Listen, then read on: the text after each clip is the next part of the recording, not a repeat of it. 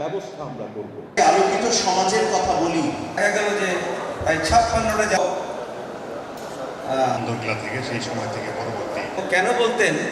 সেটা আমি কারণ ইউকেতে আমরা একই সাথে কোর্স অন্যান্য ব্রাঞ্চের যারা সেবা সরকার স্বপ্ন দেখি যে বাংলাদেশের স্বাস্থ্য সেবা আমরা এই প্রিন্সিপালের উপর যদি গড়তে পারি যে আমরা প্রতিটি হাসপাতাল বানাবো গরিব মানুষের জন্য, প্রতিটি হাসপাতালে যথাযথ চিকিৎসার ব্যবস্থা আমরা করব এবং ব্যবস্থাপনা এত সুন্দর হবে মধ্যবিত্ত এবং উচ্চবিত্ত প্রয়োজনে পয়সা দিয়ে সেই হাসপাতালে ভর্তি হবে, সেই পয়সা দিয়ে আমরা আরও বেশি গরিব মানুষের চিকিৎসা দেব। আমি তরুণদেরকে সোশ্যাল এন্টারপ্রাইজের কথা বলছিলাম। প্রফেসর রবিউল হোসেনের মতন সোশ্যাল এন্টারপ্রেনর হয়ে শুধু চোখের ক্ষেত্রে নয়, মেডিকেলের প্রত্যেকটি সাবজেক্টে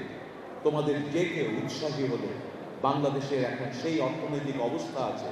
বাংলাদেশের সেই সামাজিক অভিজ্ঞতা আছে, আমাদের দেশের চিকিৎসকদের সেই দক্ষতা আছে যে আমরা প্রত্যেকটি সেক্টরে এই ধরনের সোশ্যাল এন্টারপ্রাইজ গড়ে তুলতে পারি।